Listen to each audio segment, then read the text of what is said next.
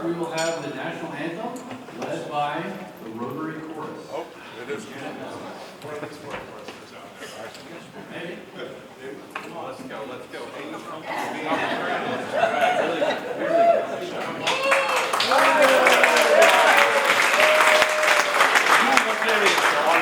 also thank you to Angie Ferguson, who will be signing as well.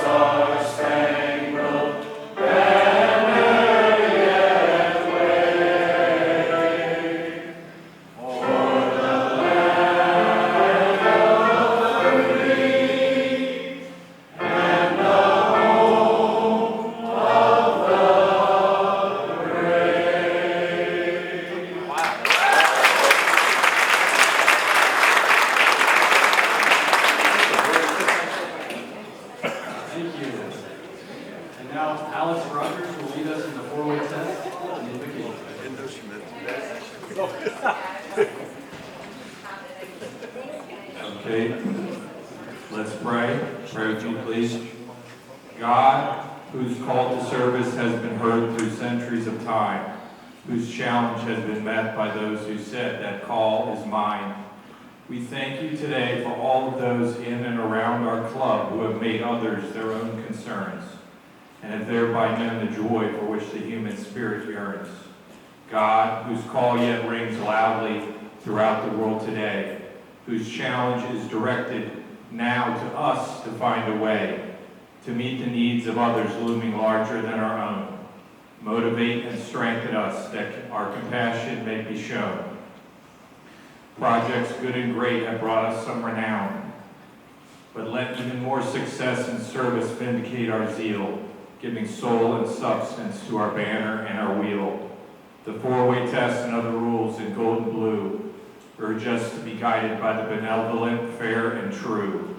God, make us the faithful ones who bear Rotarianism's name. Help us to live for others and not personal acclaim. We who are now serving in the memory of selfless leaders gone are grateful for the influence of those who have passed on. We who are on rosters of clubs far flung across the land, please see fit to empower us so that others may come to embrace the truths on which we stand. Amen. Amen. And the four-way test of the things we think, say, and do. Is it the truth? Is it fair to all concerned? Will it build goodwill and better friendships? Will it be beneficial to all concerned? Thanks.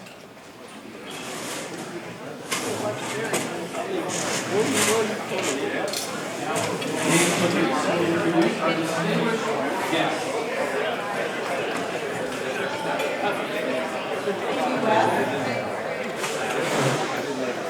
We have several prospective members and guests today, and we'll be warm. Rotary Club of Cincinnati, welcome to our president, Andrew Bill. He is retired from Armco, and he is a guest at the program today.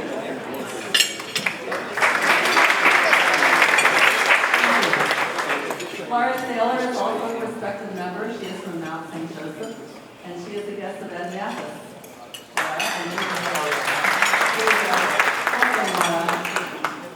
Rob Etherington is a prospective member from First Commonwealth Bank, and he is a guest of West Bottom.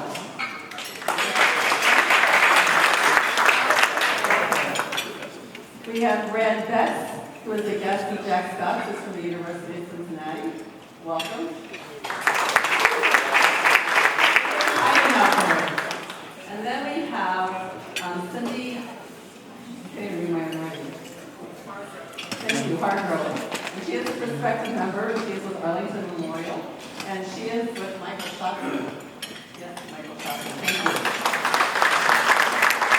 We also have several guests that we're going to be learning more about, but I just want to mention Angie Fritz, Mary Beth Knight, Paul Bruner, and P.C. Burnt. And Brett will be telling us more about them later. We want to give them a warm Rotary welcome also. And last, we have Curtis Ziegler, who is retired, and he is a special person grandfather to Brian Maloney. He's also a Rotarian.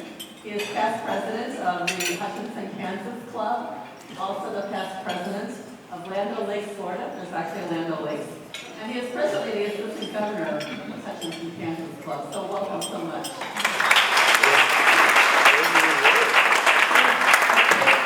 Side note that Brian says he's also his inspiration for becoming a Rotarian and probably as much as he did. And a very special person for Brian. So thank you for bringing him, Brian. Thank you all.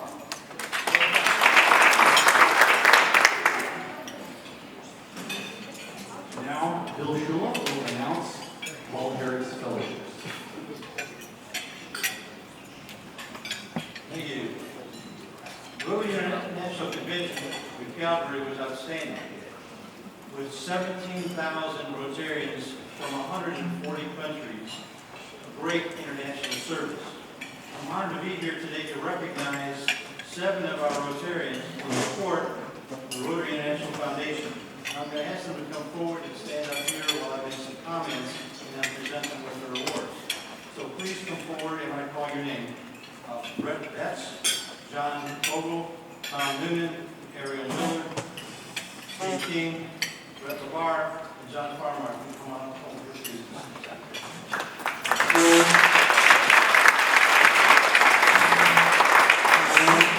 We have an outstanding Cincinnati Rotary Club Foundation, which does outstanding service in our community. Rotary International is truly international, providing service in 220 countries around the world. Our club has received thousands from the foundation since 2015 for service projects that we're doing, as well as source for our World Affairs Committee and applying for global grants. And we can donate to any Rotary's 7 areas of focus in polio eradication as Rotarians, and it's easy to donate online automatically with a credit card. The foundation started in 1917 in Atlanta. The endowment fund was started by President Arch Plump entitled Service and Supplements. Arch was from Cleveland, Ohio, and started the foundation at the Rotary Conference with a donation of $26.50. In 1985, the Polio Plus program began to address 350,000 children afflicted with polio each year. It was eliminated in 1994, and Rotary was a part of making that happen. It has been eliminated now by 99.9%. Cincinnati honorary Rotarian Albert Sagan was key in developing the polio oral vaccine in Cincinnati at UC Hospital. Bill Gates Foundation began supporting polio eradication in 2002 with a $1 million donation. Today, if Rotary raises $50 million for polio eradication by June 30th this year, the Bill Gates Foundation will donate $100 million. It was announced at the Rotary International Convention they were only short a few $1,000s, and it will be before June 30th, and I understand that was taken care of. So that means all that is going to polio eradication. So I would like multiple Paul Harris Fellow recognition, and that's what we're going to be doing today, is given at subsequent $1,000 levels, consisting of a pin with different stones based on the level of sapphires, rubies, and diamonds, and a major donor level, which is a diamond. And we'd like to present the following to our members.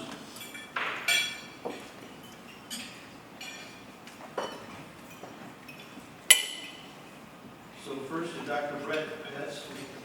He was given a Paul Harris Fellow and supported by an anonymous donor. So, forward.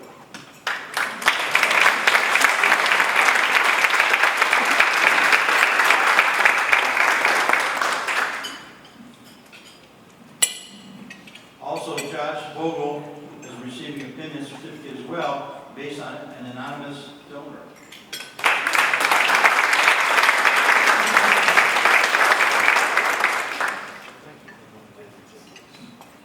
Tom Noonan is a Paul Harris Fellow +3.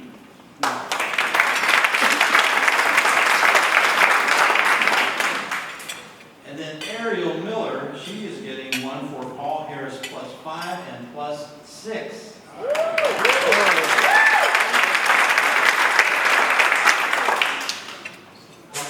Steve King is at Paul Harris Fellow +6.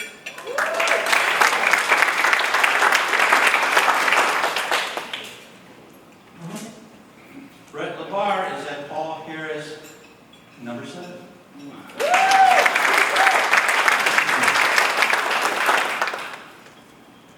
And then John Carmar is also at +7.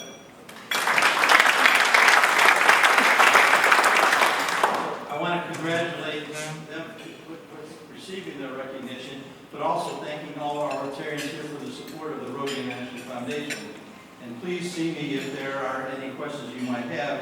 And I am also the district coordinator for the Paul Harris Society for Giving, so I work with the district as well. So thank you very much. Congratulations.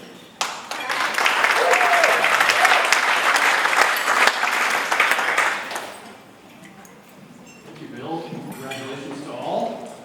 Next, I want to bring up Brian back, who is a newer Rotarian, but kudos to Brian for jumping right in to helping plan a picnic out at Camp Allyn Stepping Stones. Brian?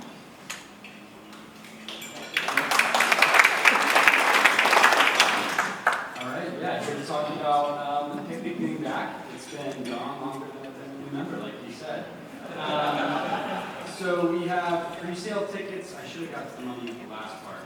Let me do that actually. So we got a lot of things going on, cornhole, fishing. It's going to be at Camp Allyn, August 23rd, from 4 to 7. So like I said, lots of things going on, fishing derby, photos, magic show, cornhole, bingo. So all the fixings, everything's going to be going on. We do need volunteers. So if you're interested in volunteering, either at a game or sign up or set up a playground, please come see me or Josh Vogel and we can get you signed up. Tickets are on sale now. If you purchase them before August 10th, they're $30 for adults, $5 for kids, and that's another thing I should mention. It is a family event. If you purchase them after August 10th, it is $40 for adults and $10 for kids. So if you can't make it, still invite you to buy a ticket and donate it to somebody else. It'd be a great help. Again, please reach out to me or Josh if you're interested in volunteering.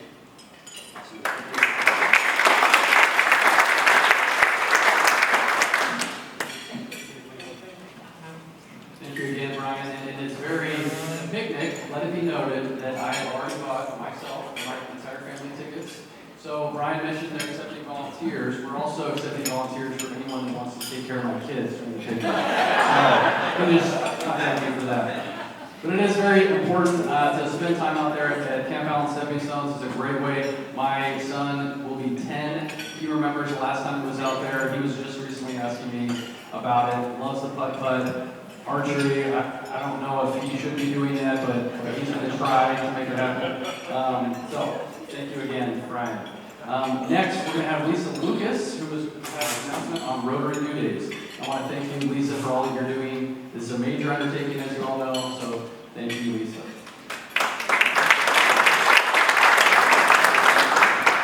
Hi, everyone. So I threatened that I'd be back at the podium talking about due days, and here I am. And today, I am really excited to share some really great news. We have a major milestone for due days, and we are proud to welcome Fifth Third as our newest title sponsor. We are excited that he met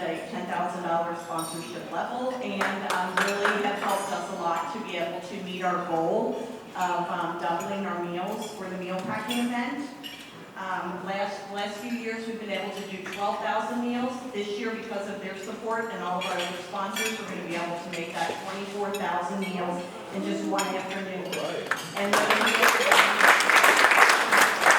those meals will then be distributed throughout Southwest Ohio and making a meaningful impact right here in our community. We'd like to give a very special thanks to Sarah Patterson, our Executive Director, who, with her tenacity, warmth, and outstanding presentation skills, made this partnership with Fifth Third possible.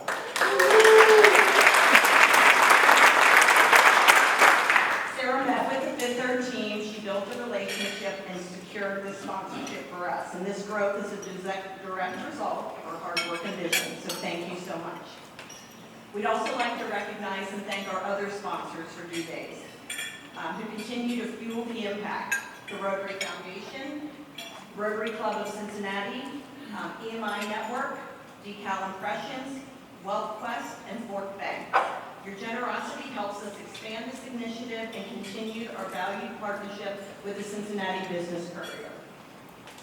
All of our due days projects will be going live the beginning of August for Rotary members only.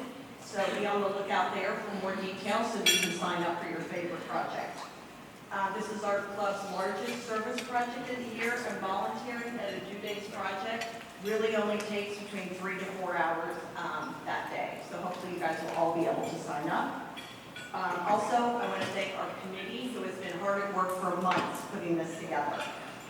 So thank you for all the work that they have put in, and we are on track to have our biggest due days ever. So thank you.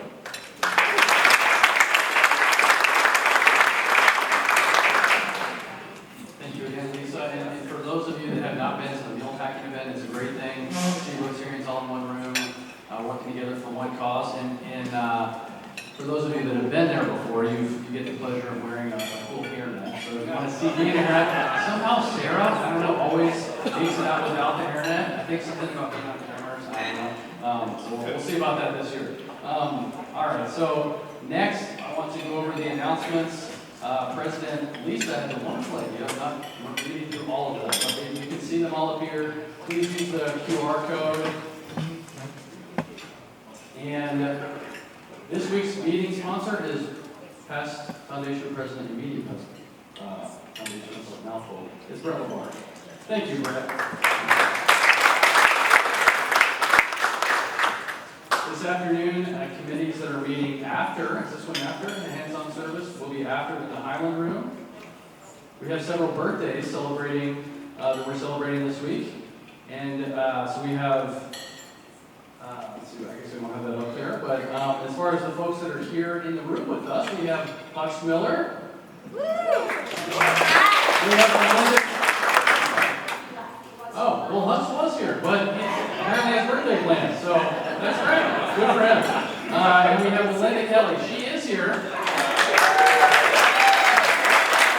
I was going to tell you that you could fight Hutch for this, but I guess it's yours. So please, take the balloon. Awesome. All right, and next we are going to do split the pot. Do we have the split the pot? All right. And so, as always, the split the pot process. 25% of the pot goes to the winner. 25%, which is today, it is $34. 25% of the pot goes to the accumulating pot, which is now up to $530. And 50% goes to the club for our membership development efforts. And today, who will be drawing? Brett, of course, will be doing it. I don't know, he's got his own tickets. We'll see. Watch him closely, everybody. Watch him closely.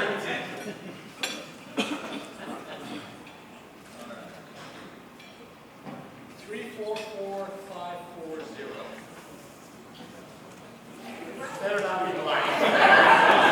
All right, so again, it's 344-540. And long. All right. And remember, we are drawing for the Queen of Hearts. Let's see. Drum roll. Oh, so close. All right. Thank you, Dan. Congrats. And in Family of Rotary News, we are thrilled to share share that Rotarian Linda Kelly's husband, Rotarian Mike Kelly, was chosen by RI President-elect Sang-Koo Yoon to lead the 2026 Rotary International Assembly Training. For those of you that know Mike, not a surprise.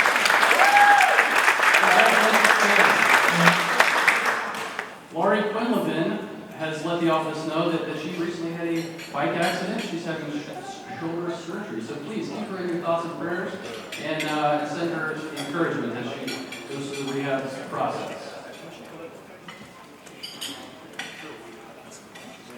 And next, we will begin the program. Today's program will be led by immediate past president of the foundation, Brett LaBarre. Brett, thank you.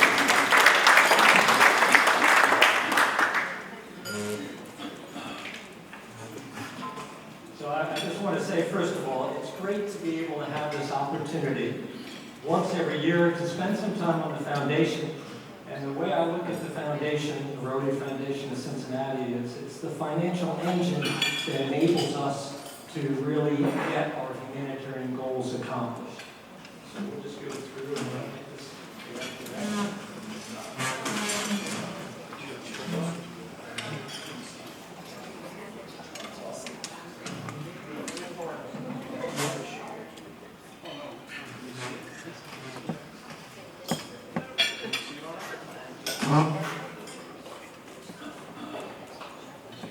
Well, I broke the first thing. It didn't involve. There we go. Okay, very, very good. So what we're going to do today is we're going to review the last 12 months of the foundation year, and then we're going to look ahead, and Wes is going to do that as the incoming president. And you might, I don't know how often you take a look to remind yourself of what the foundation is, but I just want to take a minute on this. The foundation was founded in 1961. It was really founded to support the humanitarian efforts of the Rotary Club of Cincinnati. And the particular focus of the foundation is helping to empower children who are facing different types of obstacles. It could be physical disabilities or other types of disadvantages. Okay, good. So, a year ago, when we had the same kind of meeting, Foundation Day, what we did was look at what the objectives would be for the coming 12 months for the foundation. And we had 4 areas of objectives. All I want to do is give a quick progress report. So the first one was to support our local and international projects. Those have all been accomplished. John Feimeyer from World Affairs will say more later today about the World Affairs projects, Condon School's project and one in the Western Hemisphere. We also did a local project at Condon School. We have that as part of the presentation today. And we started up on vision screening projects after really a 4-year hiatus with COVID. We had a local project here with the Cincinnati Association for the Blind and Visually Impaired. And also we did a project in Uganda headed up by Linda Booth, working with our partner in Uganda, All We Are. So those were all accomplished very well. We also, as you know, like to support local nonprofits every year, and we have a grant process for that. And this year we gave grants to 5 local nonprofits for a total of $45,000, and we'll hear more about that in a little bit. And then one of the things maybe you didn't realize as much that we were trying to do this, but one of our objectives was to try to better educate club members on what the foundation is, be more visible about what the foundation is, but also try to spread the word more broadly, and not just keep the foundation within our Rotary Club, but go to some companies that we partner with on due dates and other things, go to some other companies we had a relationship with to see if they would like to help support the foundation and our humanitarian efforts with the club. We actually started a committee called the Friends of the Foundation Committee, which has some great ideas of how to expand that network. And then the last thing is to build the corpus of the foundation, to build the capital. To the degree that we can do that, it gives us more wherewithal to help support humanitarian activities. So there are some selective askings that are happening with people who have been very generous to the foundation in the past. That's in process. We also kind of renovated the Legacy Circle program, and more about that in a few minutes. And the second bullet point under that is to ensure the annual spend of the foundation is at an optimal level. And the trustees this year looked at that, there was analysis done, and there was a change made. We had been spending 5% per year of our total assets, which was our investments plus the land that we own. And that has now been changed to 5% of the income producing assets, the investments only.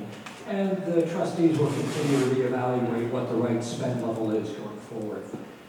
And the last one is something we do every 5 years. We have a great Rotary office, a great executive director that we share between the club and the foundation. We try not to fight too much between the club and the foundation. And Christy, of course, is the office manager. But those costs, the office costs, the marketing costs, you could say the business costs, are shared 50-50 between the club and the foundation. And the analysis this year showed that 50-50 is the right split. So now I'd like to hand things over, speaking of our executive director, to Sarah Pattison, to do a review of our financial giving as a foundation. So I absolutely love this slide, and I think it's something that every Rotarian in the room should be extremely proud of. In the last 14 years, the Rotary Foundation of Cincinnati has given over $5.5 million to those in need in our backyard and around the world. And that would not happen without your support. So thank you for that.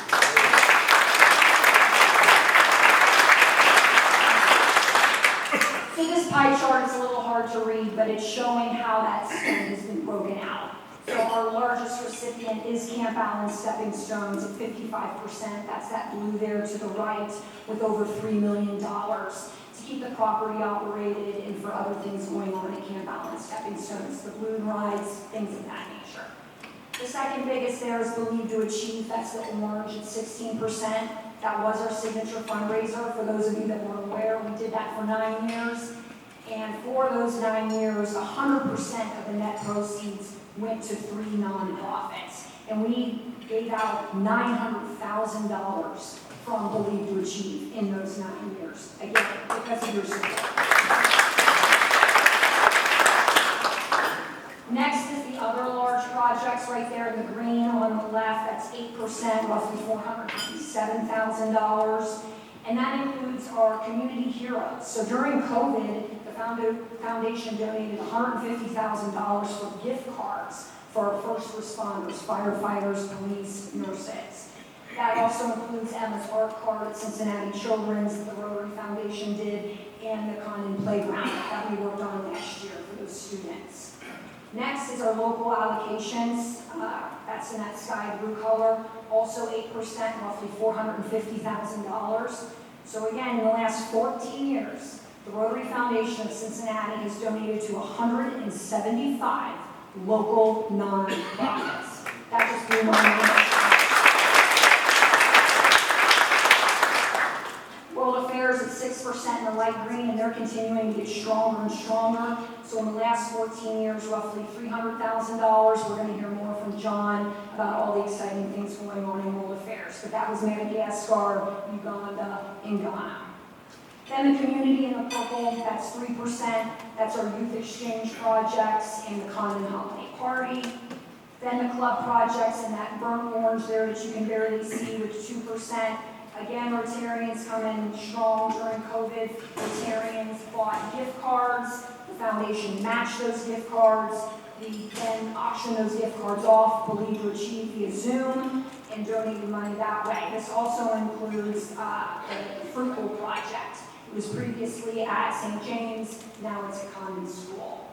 Then we have Vision Screen in navy blue at 1%, which Brett just said it was on a hiatus for the last few years. Very proud to bring that back. So again, total spending, total donations of $5.5 million. So thank you, thank you, thank you.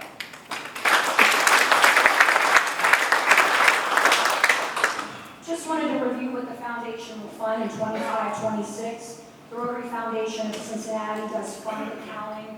So the general fund, so the general, fisc, and our endowment fund, per our articles of corporation, have to stay within the U.S. So the general is going to go to grants to our local nonprofits. Every year we do make a donation to Rotary International for the End Polio Now campaign, our Legacy Circle events.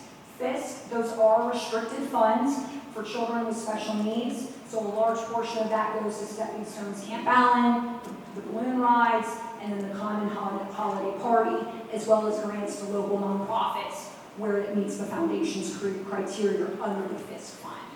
World Affairs, that is committee and then Rotary Foundation trustee approved international projects. Ira Vision screening, that's local and international. And then the administrative service fee that Brett just touched on is that 50-50 split. So Christy and I do work part-time for the club, part-time for the foundation, office expenses, marketing, and then the support of Rotary days. All right, Brett, I'll turn it back to you. And I would just like to, oh, sorry, Fred, real quick to say that the foundation wouldn't be where it is without Brett LaBar's leadership, and I would just like to give him a big round of applause.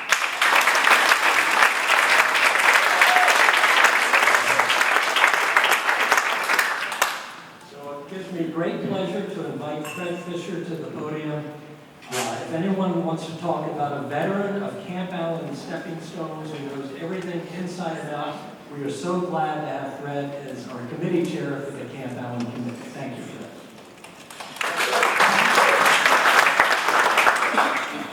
What Brett just said is I'm getting old. So. Just to start out for the guests and for some of the new people, Camp Allyn is a 100-acre facility in Batavia, out Route 32, past Eastgate, and it was started by this Rotary Club in 1921, mostly as a camp for children with polio and the effects it had on them. And it was run entirely by Rotarians. So they would go for a 2-week summer camp, and the Rotarians would take vacations from their jobs to go out there and be with these kids. They were pretty dedicated. Polio was pretty much eradicated in the late 50s, middle 60s. So Camp Allyn merged with Stepping Stones because the need was not there for the polio kids, and started taking on various special needs kids, mental and physical disabilities. So that started in '69, so that's over 55 years of relationship between Rotary and Stepping Stones. It's been a very close, very good relationship. And Stepping Stones does a wonderful job at running our programs, and our staff does a great job at making sure the property is available. We have, in this Rotary Club, 5 members on the Stepping Stones board. And I'd just like to point out who they are, if they could stand. Mary Grandstetter.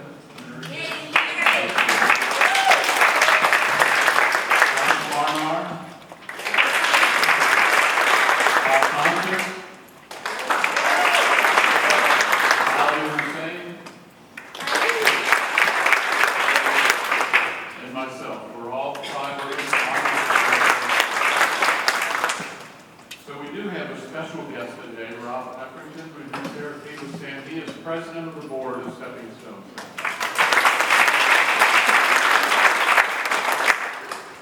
So Stepping Stones serves roughly 800 special needs clients per year.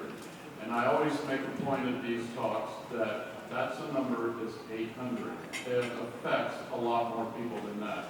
You have to consider the moms and the dads and the brothers and the sisters.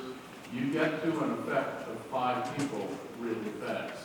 Then if you start thinking about aunts, uncles, grandparents, caregivers, all the people that are affected by a family who has a birth of a special needs child. So Camp Allyn is one of the 4 campuses, the largest of the 4, but one of the 4 campuses of Stepping Stones, and roughly a little less than half of that 800 are kids that go to Camp Allyn. So if you do the math, it's easy to feel, but easy to see that this Rotary Club has a program that affects roughly 8,000 people a year. That's big. We really like it. Now, if any of you want to get involved in Camp Allyn, and I've been around long enough, I've seen the club go through various phases. Right now, we have a club that likes to do things and get hands-on. So Rotary has a big hand in Camp Allyn. First of all, as Fred and Sarah pointed out, there's financial support, which all of your giving and supporting our programs helps. If you want to be involved with the kids, and I can tell you personally, when you look into those eyes, watch out, because it's really a hook. You'll be going back many times. Go to the balloon rides. They're most every Tuesday, weather permitting, and you can help kids into the gondola. You can have dinner with them. You can play with them. You can have interaction with the kids, and that's where it really happens. If you want to help with the facility, John Farmeyer's group comes out on due days and does a big project on Rotary due days. And we would love to have you join them. It's hard work, but it helps Rotary help Stepping Stones take care of the facility. And now, as you heard before, we're rejuvenating the Rotary Picnic, which is August 23rd. And there's flyers like this around. Please come out. It's a good chance, if you don't know much about Camp Allyn, or if you haven't been there very often, it's a good chance to come out and see the place, go on tours. There'll be bingo and magic inside where the air conditioning was hot, outside, cornhole tournament, fishing derby, cookout, and on and on. So as we stand here today, Camp Allyn is having their 8-week camping session, about 50 kids each week, so that's going on now. And it helps the parents get away for a week or so with their other kids and maybe have a trip that they wouldn't be able to do. So it's not just a summer camp. Camp Allyn goes on 52 weeks a year. We have programming during the winter, 5 days a week. And we have respite care weekends where the parents can drop off the child, have a respite, just take a breath, and maybe go to Kroger's or something without a child acting up all the time. And that goes on all year long. So come out, get involved. Thank you.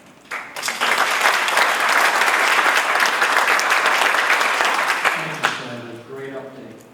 And now we're going to watch a video. I mentioned that the local project we did this year was the Condon School. We're just going to take a few minutes to learn about that project.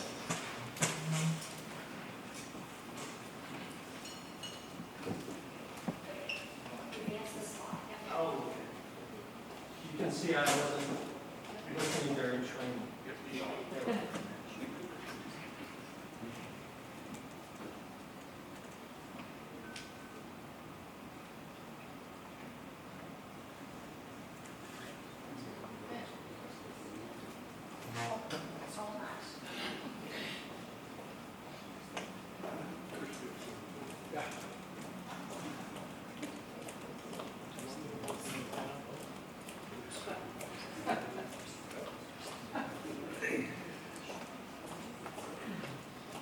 It's time to have another iced tea, or whatever you want to do.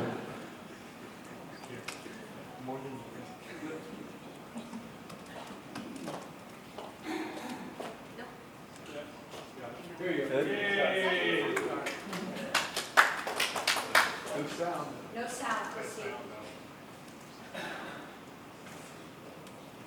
Starting it up.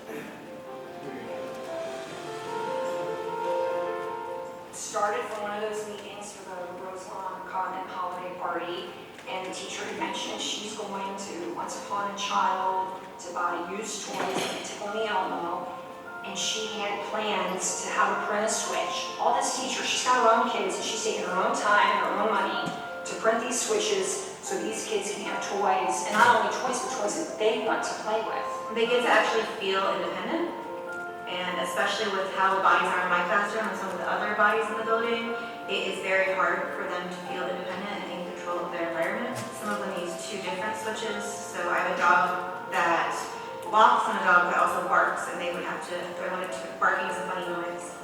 So do I wanted to bark or walk? Maybe I want to do both. And I personally think it also gives them a sense that they're important. Maggie started in a different school, and she needed to move. We needed to try a different school, something that had more options for her. We got here, and she was with other children that were like her. You know, you see a toy on TV that sings and does all those things.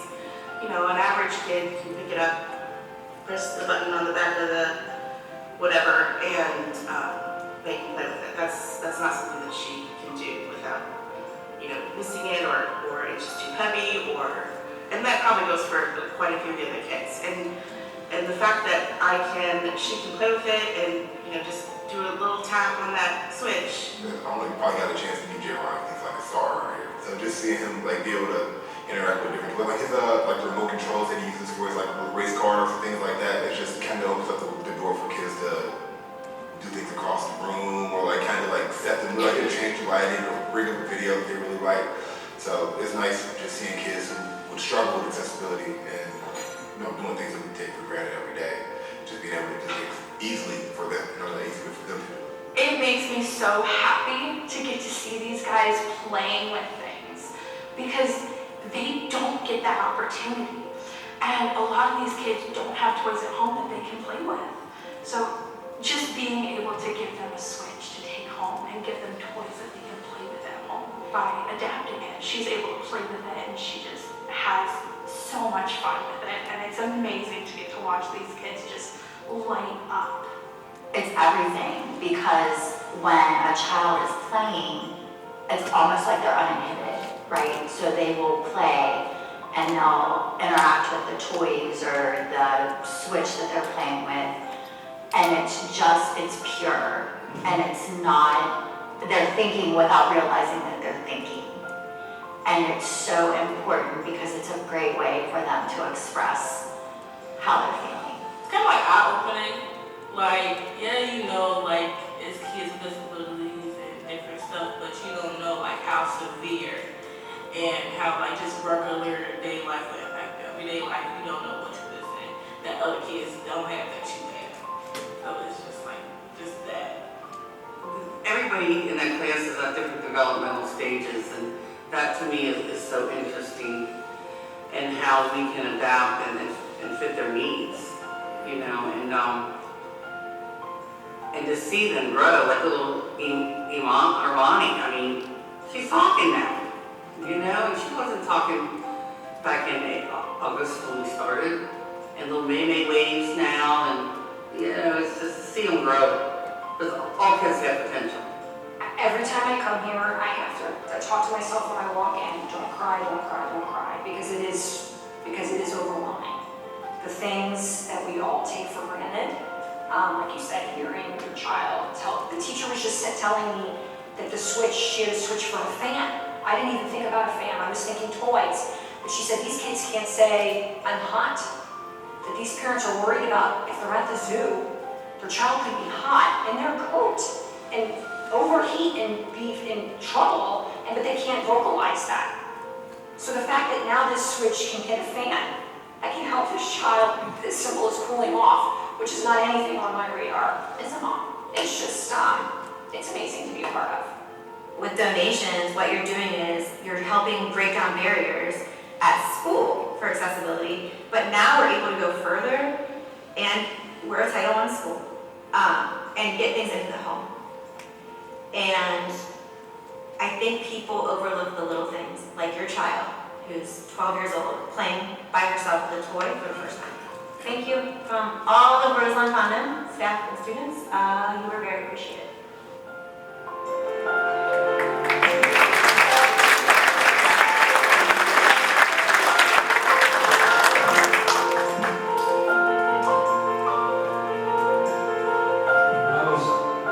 Great project. Some of you might have heard about it before. I want to give a shout out to the Red Light Table because they funded the 3D printer that helped make those switches. That was Red Light Table money. So thanks a big thanks also to Sarah for coordinating with Condon School and with the foundation of Red Light to make that happen. And Brian Reelhauer's company also helped with some of the technical issues of putting those switches. So it was a great effort, really good. So now I'd like to switch gears. And as we said, we have some representatives here from some of the nonprofits who are receiving grants. And our chair of our allocations committee is Chad Nieder. Chad, I'm going to turn it over to you.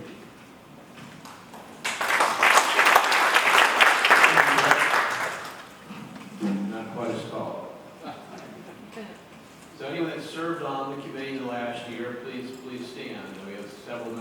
committee. It's quite a bit of work. We had 39 applications to review this year. We continue to our funding. In my 3 years on the committee, we started in the low 20s. So certainly we're seeing increased demand from our community for our funding. So we have 3 current grantees here with us, as well as a grantee from last cycle that could not make the meeting last time.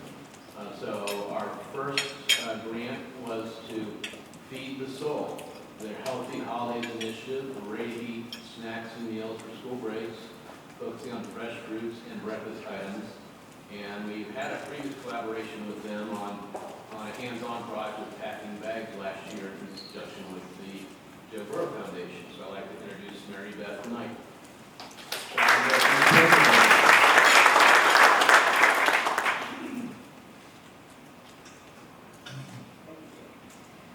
Thank you very much. I'm Mary Beth Knight. I'm the founder of Feed the Soul, which used to be called My Why, and we have been around since 2018, which is about the year that I believe I met Fred and became aware of the amazing work that the Rotarians do in Cincinnati. I was a teacher at St. Joseph's School at that time on Ezra Charles Drive. And another teacher that I worked alongside, he and I struggled on a daily basis with the hurdles that our students had to overcome to try to meet societal standards of testing well, moving on to high school, going to college, and then being an adult who has a job, has a home, and pays their taxes and gives back. And what we noticed is our students were leaving school on Friday afternoon. Their last meal before returning on Monday was lunch on Friday.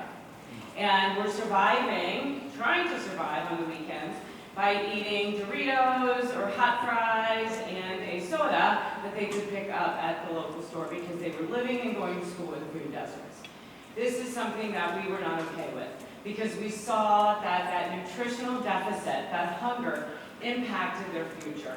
It impacted the structure of their brain, their emotional regulation, their ability to grasp and retain, and then recall information and do well on a test.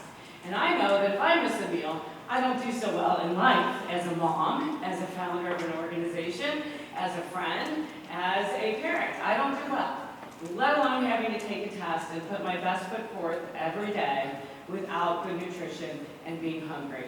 And that is where our nonprofit started at St. Joseph. And we now, thanks to grants and the Rotarians' help and other foundations, as well as our new executive director, P.C. Burns, we have grown into serving 7,500 students monthly. And last year distributed over 1 million servings of fresh produce to hungry students in Cincinnati. We are in 16 schools, and because of you all and our like-minded organizations, we are picking up a 17th school this year, thanks to the generosity and the hard work of the Rotarians. So thank you from our hearts.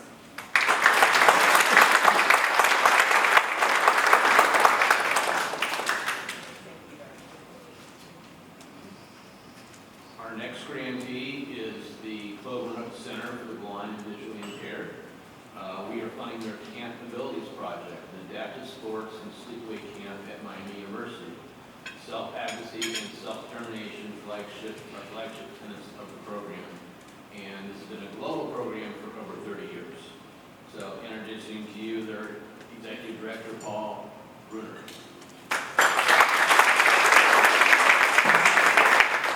Thanks, everybody. I have to say at the outset, I worked my way through college waiting tables at the student union in Bloomington. I was a member of the Rotarian lunches, so it's nice to be able to sit down and have a but I am representing Clovernook Foundation. It's a tremendous organization. It's interesting that we have a review of Procter & Gamble. It was started by William Procter back in 1903, and so for 122 years we've served not only the Cincinnati community, but we're still the largest producer of Braille books and magazines in the world. We're in every 50 states, every library in the country, and we're in 24 countries around the world.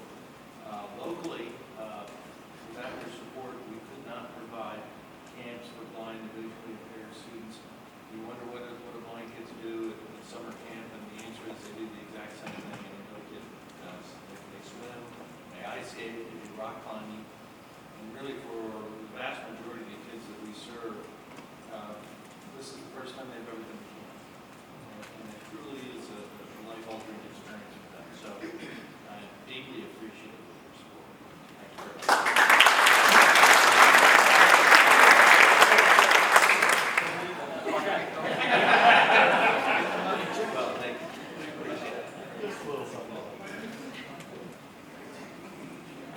So our last recipient for this cycle is the Wave Foundation. So the Wave Foundation is associated with the Newport Aquarium. They are a nonprofit entity, and we're funding their Finstitute after-school program, science-based program with aquatic wildlife and a focus on STEM concepts. And their measures really have an impact on the STEM knowledge of their participants. And one of the things we found most impressive is they reach 9,000 youth with disabilities per year with this program. So with us today are Tricia Watts, the Executive Director, and Autumn Seagrass, the Development and Communications Manager. Autumn? Hi, thank you for such a warm welcome. So I'm really thrilled to be here representing Wave Foundation today. Our mission is to inspire and foster environmental stewards of aquatic life through education, conservation, and volunteerism. So we go out into the community and bring sharks, stingrays, penguins to classrooms, and with our Institute program, we also incorporate a little physical activity to get those wiggles out. So parents, when they pick up their kids, they get to see just their faces light up talking about, oh, this snake we saw today, oh, this penguin. And at the same time, we get to teach them about conservation, how to make sustainable swaps and choices. So last year, the Wave Foundation supported over 30,000 children in the Cincinnati, Ohio, Indiana area, and we are just so thankful to have this grant to keep doing what we do. So thank you all so much.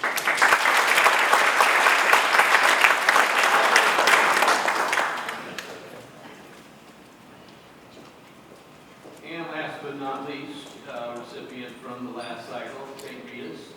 So we helped fund a new audio meter to replace a 20-year-old model.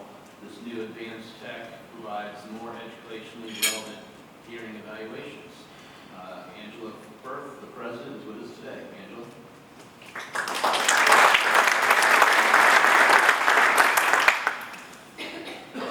Thank you. We currently have 70 students at St. Rita's School for the Deaf from 34 different school districts and 11 counties serving the greater Cincinnati and beyond and Dayton area. So the technology that we were able to purchase, the old one that our audiologist had was over 20 years old. We could get accurate data, but she's very excited to be using the new audiometer just because she's able to get more accurate information and come up with goals and more challenging goals for our students as they test their hearing and also work on speech therapy goals and language development goals as well too. I know a lot of people, when you say St. Rita's School for the Deaf or School for the Deaf, think it's very quiet. However, it is not quiet in our school at all. We do have hearing kids as well as deaf children in our program now, and those hearing kids are there because they may need sign language or some other mode of communication to be in our building, to be able to function in society and to be able to communicate. So the new technology that we have, our audiologist also uses it for our hearing kids as well too. For those kids who have a hard time focusing, we can give them a piece of equipment to put into their ear that then connects to a sound field in the classroom, and it drowns out any background noise. So if there's a lot of chatter from another classroom or the HVAC is going on or anything like that, it drowns out that noise and focuses on the teacher's voice at that time. So you all are helping give more classroom and academic access to our students, whether they're deaf or hearing, and giving them a way to communicate and develop their language. So thank you.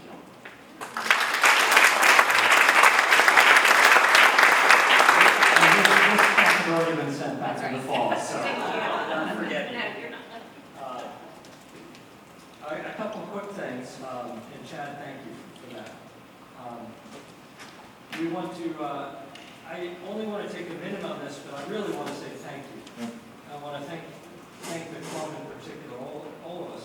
We have 3 fundraisers as a foundation Foundation. One was the Year-End Ask Local Projects Fund that was set up in the fall. A big donation and very helpful from Eric and Mary Petway of $25,000 to kick it off, plus a matching challenge of another $25,000, which our club more than wants. Thank you again for your generosity. We had a great pickleball event, the second one, and Angie Ferguson is here. There she is. Thank you, Angie, for heading that. In a minute, John Farmer is going to tell us a bit more about World Affairs. But in total, it was $187,000 raised by the three fundraisers. That's after expenses were paid, so that's net. And with some additional donations we got throughout the year, it was over $200,000 net for the foundation. So that enables us to do a lot of things. So thank you very much. And one other quick word, Linda Muth is the chair of our Legacy Circle. She couldn't be here today, she's traveling, but a great job. And Linda has presented a couple of times this year to the club, so I won't cover Legacy Circle now. But thanks for those who are in it. If you want to find out more about it, talk to Linda or talk to the Rotary office. And now I'm going to hand things over to World Affairs, John Farmer, the chair.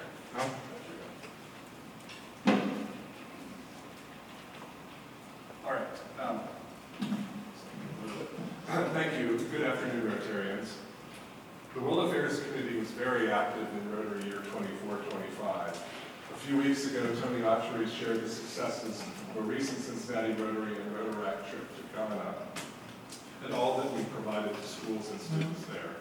Prior to that, you heard me talk about our initial travels to Guatemala and our upcoming plans in Jamaica. Now, it was already been alluded to about Linda Muth's trip to Uganda, where she and her daughter spent time doing vision screening and delivering reading and sunglasses.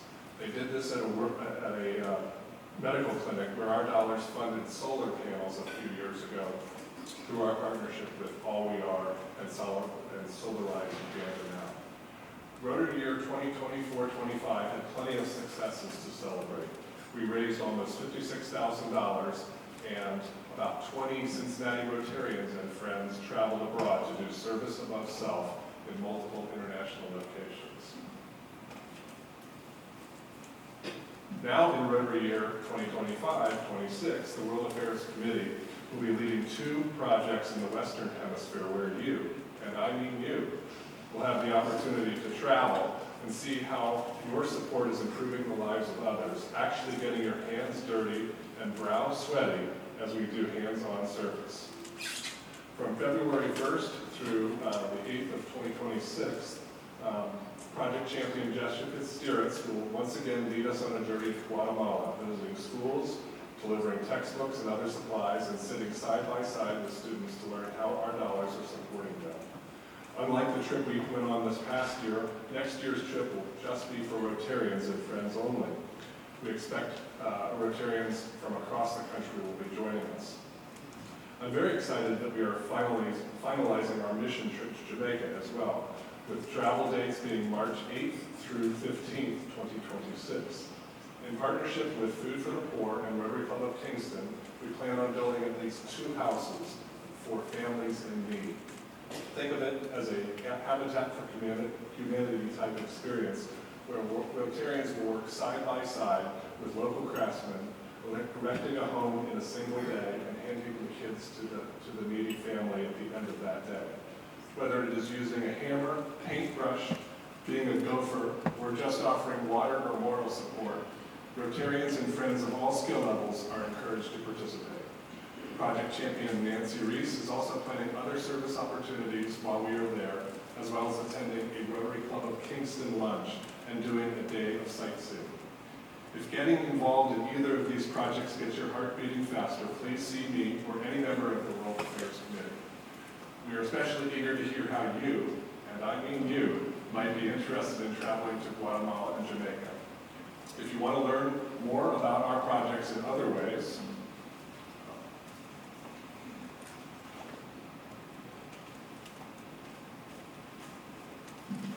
mark your calendars for Tuesday, September the 9th.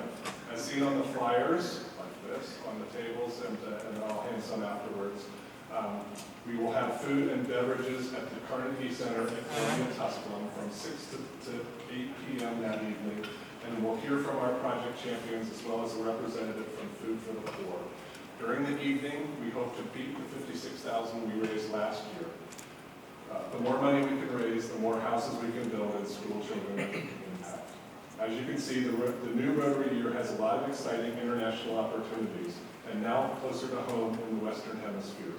Within 4 or 5 hours, you can be on the ground doing service projects, working side by side with local Rotarians.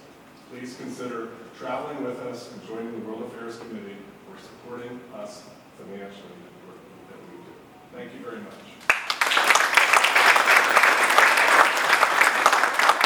Now, before I hand things over to Wes, I just want to say thank you to all those who served this past year as trustees of the foundation. If you could just stand for a minute, please.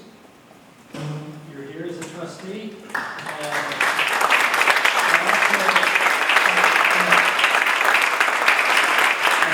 also want to thank the committee chairs, the hardworking committee chairs for the foundation. I see some of them who could stand.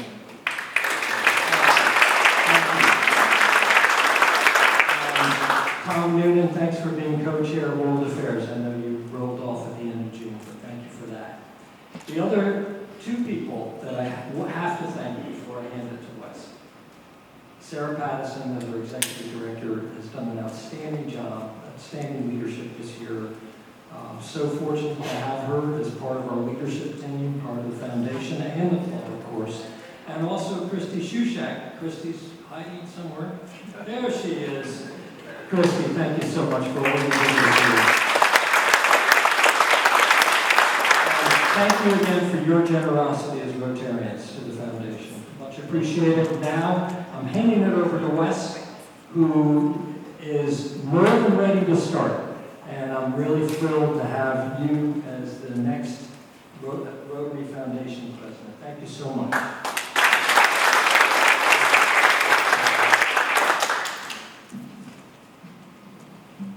Thank you, Brad. What a fun presentation today to see all the different ways the foundation is making an impact on the city. I want to take this time, first off, just to thank Brett. I've had the opportunity to serve alongside Brett multiple times. I was back when I was treasurer, he was president of the club, and now him being past president, getting to serve with him this last year. For those of you that know Brett, you know that he leads with a steady hand, with calmness, selflessness. So, Brett, I have learned a lot from you, and I appreciate what you've done for the foundation, and also what you've done for me. Thank you so much. So I briefly, we'll have time in the coming meetings at some point to share a little bit more about some of the things that we're going to do in the upcoming Rotary year. But I want to spend a little bit of time talking about the legacy of the Rotary Foundation of Cincinnati. You heard a little bit about the impact that we've made over this last year. And the legacy of this foundation is built on service, selflessness, and giving to the community. I see the foundation and the trustees as stewards. We're stewards of the work that's been done before us. When I think of Camp Allyn, the long-standing relationship at Stepping Stones and at Camp Allyn, I see all the faces from other nonprofits here in the room. We are stewards of those relationships and of the work that we're doing in the city that has been laid before us. I think of people like Al Fisk, who made a bequest in 1990. How old do you think I was in 1990? And I think of Larry Denman, who made a bequest in 1993. We are stewards of that kind of legacy, and we're honored to carry that out in the various ways that you saw today. And so with that, I think that should conclude our presentation today. Thank you so much for joining us. We look forward to a great Rotary Foundation year.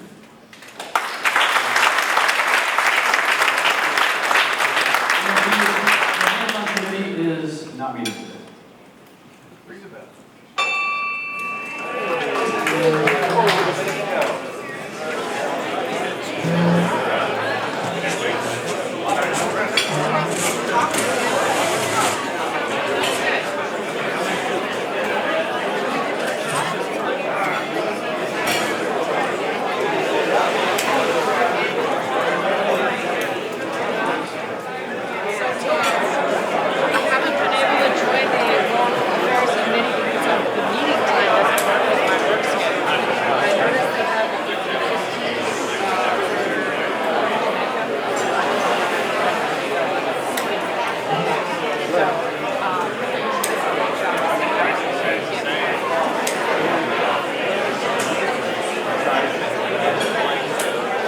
Okay, okay.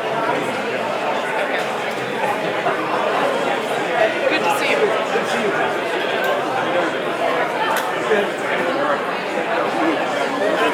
It's my old man knee.